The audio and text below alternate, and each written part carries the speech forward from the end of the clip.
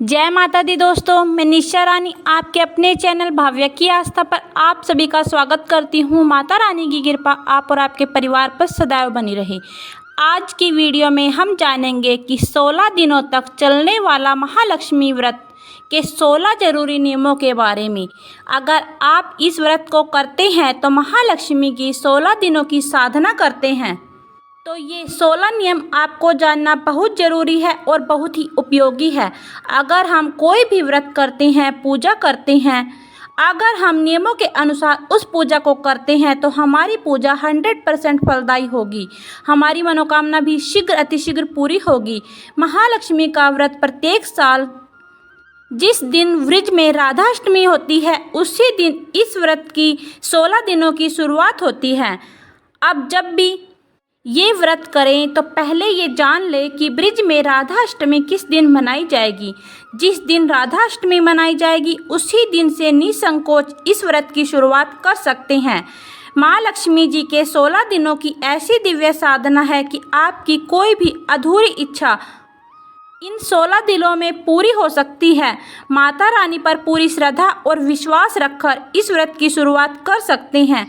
अगर आप ये 16 दिन का व्रत ना भी कर पाएँ तो आप पहला, 8वां और 16वां व्रत करके आप 16 दिनों के व्रतों का फल प्राप्त कर सकते हैं। आइए जानते हैं इस व्रत के नियमों के बारे में। उससे पहले दोस्तों, अगर आपको मेरा वीडियो पसंद आता है तो हमारे चैनल भाव्या की आस्था को प्लीज़ सब्सक्राइब कर लीजिएगा, बेल आइकन को प्रेस कर दीजिएगा, जिससे कि मेरी आने वाली वीडियो की नई नोटिफिकेशन आपके पास सबसे पहले पहुंच सके। तो दोस्तों, जब भी आप व्रत करें तो एक दिन पहले से ही सात्विक भोजन करें, तामसिक पदार्थों का त्याग करें, संयम व्रत का पालन करना चाहिए। रात को सोने से पहले जय माँ लक्ष्मी कहते हुए ध्यान करते हुए आपको रात्रि में शयन करना चाहिए। अगला नियम, अगले दिन जब भी आपका व्रत रहे तो उस दिन आपको ब्रह्म मुहूर्त में ही आपको उठना चाहिए। अगर ब्रह्म मुहूर्त में नहीं उठ पाते तो सूर्योदय से पहले तो आपको अवश्य ही उठ जाना चाहिए। जो लोग सूर्योदय के बाद तक सोते रहते हैं उन लोगों के घरों में कभी भी माँ लक्ष्मी का प्रवेश नहीं होता।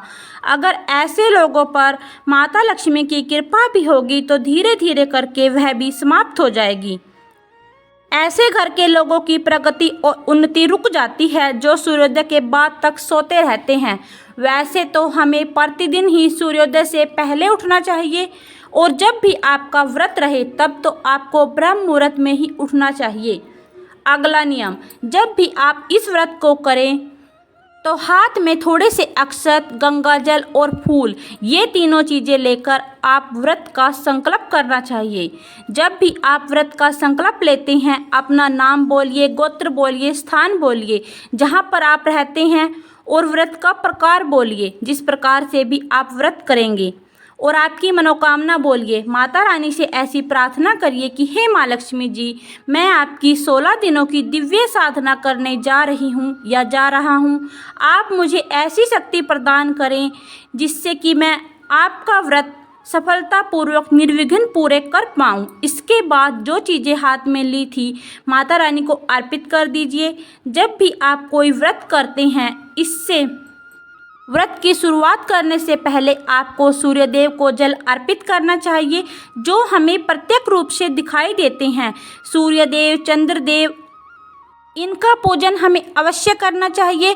माता रानी का जो लक्ष्मी स्वरूप है उनकी हम मूर्ति, तस्वीर में पूजन करते हैं, लेकिन सूर्यदेव वो ऐसे देवता हैं जिनका हम प्रत्यक्ष रूप से दर्शन करते हैं, उनकी पूजा अर्चना वंदना करते हैं। इसके बाद माता तुलसी जी में जल अर्पित करना चाहिए, फिर व्रत की शुरुआत करनी चाहिए। जब भी हम महालक्ष्मी व्रत की पूजा करते हैं तो उसमें श्रीयंत्र अवश्य रखें। माता लक्ष्मी को श्रीयंत्र बहुत ही पसंद है।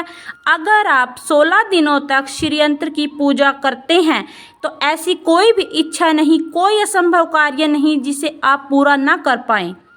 अगला नियम, लक्ष्मी जी की पूजा करने के साथ श्री गणेश जी और विष्णु जी की पूजा भी आप अवश्य करें। जिन घरों में विष्णु संग माता लक्ष्मी जी की पूजा की जाती है, उनके घर में स्थिर लक्ष्मी का वास होता है। जब भी आप इस व्रत को करते हैं तो विष्णु जी के मंत्रों का, लक्ष्मी जी के मंत्रों का जितना आपसे बन पड़े उतना आप जाप कर सकते हैं। महालक्ष्मी जी की साधना में सोने के आभूषण या चांदी के आभूषण रखकर उनका पूजन करने का भी विधान है। आपके पास जो भी आभूषण हो, सोने का हो या चांदी का हो, पूजन जरूर करें। अगला नियम है, इस व्रत में 16 तार के कलावे के धागे पर 16 गांठें लगाकर उनकी भी पूजा की जाती है। लक्ष्मी गणेश जी की तरह अक्षत का आसन देकर उस पर 16 गांठ का धागा रखा जाता है और इसी तरह से पूजन किया जाता है जैसे लक्ष्मी माता जी का किया। 16 दिनों तक इस धागे का पूजन किया जाता है। पूजन के बाद इस धागे को सीधे हाथ में बांधा जाता है।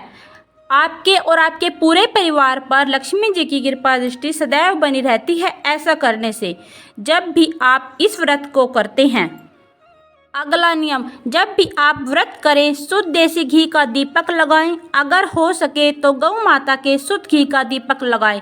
ऐसा करने से माता लक्ष्मी जी की कृपा दृष्टि सदैव आप और आपके परिवार पर बनी रहेगी। अगला नियम, जब भी आप इस व्रत को करें तो पूर्वमुखी होकर, उत्तरमुखी होकर ही पूजन किया जाता है। ऐसी व्यवस्था आप अपने घर में पहले से ही कर लें। भूल कर भी आप इस पूजन को दक्षिण मुखी होकर ना करें, क्योंकि माता लक्ष्मी जी का निवास स्थान है वो पश्चिम दिशा बताई गई है। आप चाहें तो पश्चिम मुखी होकर भी व्रत कर सकते हैं। अगला नियम, माता रानी की पूजन में लाल रंग के फूल, लाल रंग के फल, लाल रंग के वस्त्र अवश्य अर्पण करें। कोशिश करें कि आप स्वयं भी लाल या पीले रंग के वस्त्र ही धारण करें। 16 दिनों के लिए हमें काले और नीले रंगों का त्याग करना चाहिए। अगला नियम, जब भी आप इस व्रत में पूजा करते हैं तो कोशिश करें कि साबूदाने की या मखाने की खीर का भोग अवश्य लगाएं। अगर आप खीर नहीं बना सकते तो पंचमेवे का सूखा भोग लगाएं।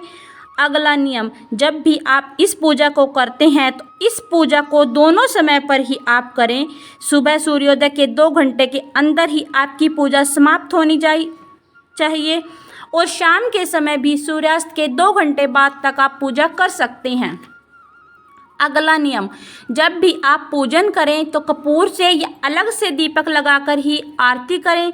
जो दीपक आपने पूजा में लगाया है उससे आरती ना करें। अगला नियम, जो भी पूजा में मूर्ति या प्रतिमा को आप स्थापित करेंगे उन्हें पहले अक्षत का आसन देंगे और कलश के नीचे अष्टदल बनाए दीपक के नीचे भी चावल और फूलों से आसन दें। अगला नियम, माँ लक्ष्मी जी कि इस व्रत में माँ लक्ष्मी जी के 8 नामों के मंत्रों का या 8 नामों का जाप अवश्य करें। अगला नियम, जब भी आप इस व्रत को उठाते हैं तो रात्रि में चंद्रमा को अर्घ्य अवश्य दें। अगर आपके घर में चांदी का कोई पात्र है तो उसमें कच्चा दूध, गंगा जल, चावल, सफ़ेद फूल, ये सभी चीज़ें डालकर आपको चंद्रमा को अर्घ्य अवश्य देना है। ऐसा करने से माता रानी शीघ्र अतिशीघ्र प्रसन्न होती हैं। माता रानी के 16 पुत्रों के नाम जाप भी अवश्य करें। हर माँ को अपनी संतान ज़्यादा प्रिय होती है, तो आप भी माँ अष्टलक्ष्मी के 16 पुत्रों का नाम जाप करें।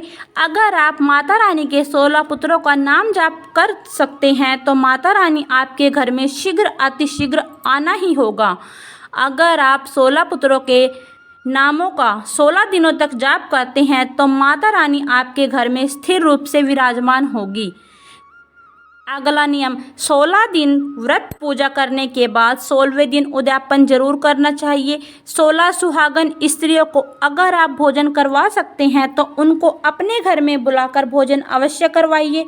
अगर आप 16 स्त्रियों को भोजन करवाने में समर्थ नहीं हैं तो ऐसे में आपको लक्ष्मी जी के मंदिर में ब्राह्मण और ब्राह्मणी को सुहाग का सामान देकर भोजन करवाना चाहिए।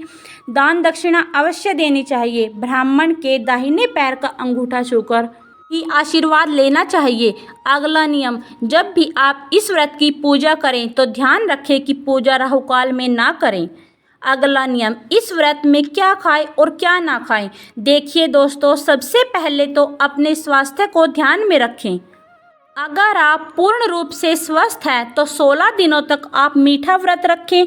अगर आप स्वस्थ नहीं हैं तो नवरात्रि के व्रत की तरह शुद्ध सात्विक भोजन ले सकते हैं, जैसे कुट्टू का आटा, राजगिरी का आटा वगैरह ले सकते हैं। अगर आप ऐसे भी नहीं कर सकते तो दिन में व्रत करें, शाम के समय भोजन कर सकते हैं। कुछ करने से या फिर आप 3 दिनों का व्रत कर सकते हैं, 8वां दिन, पहला दिन, 16वां दिन, 3 दिनों का व्रत कर सकते हैं। कुछ ना करने से कुछ करना भला। अगला नियम, इस व्रत का विशेष नियम है कि इस व्रत में 16 बार कार्य करने का विधान है। जैसे सुबह उठकर आप 16 बार मुंह हाथ धोएं, 16 बार कुल्ला करें। पूजा में जो भी सामग्री आप चढ़ाएंगे 16-16 की संख्या में चढ़ाई जाती है। माता रानी को दुर्वा जरूर समर्पित कीजिए। इस व्रत में माता रानी को 16 दुर्वा जरूर चढ़ानी चाहिए। इस व्रत में कनक धारा, श्री सूक्तम, माँ लक्ष्मी जी के बीज मंत्रों का जाप करें। ऐसा करने से माँ लक्ष्मी जी की असीम कृपा आप और आपके परिवार पर सदैव बरसती है। इस व्रत में गज लक्ष्मी का पूजन किया जाता है या फिर माँ लक्ष्मी जी की तस्वीर जिसमें दोनों तरफ से गज माँ के ऊपर जल बरसा रहे होते हैं, ऐसी मूर्ति का ही पूजन इस व्रत में किया जाता है। तो दोस्तों, आज की वीडियो में इतना ही। फिर मिलेंगे एक नई वीडियो के साथ। तब तक के लिए नमस्कार। जय माता दी।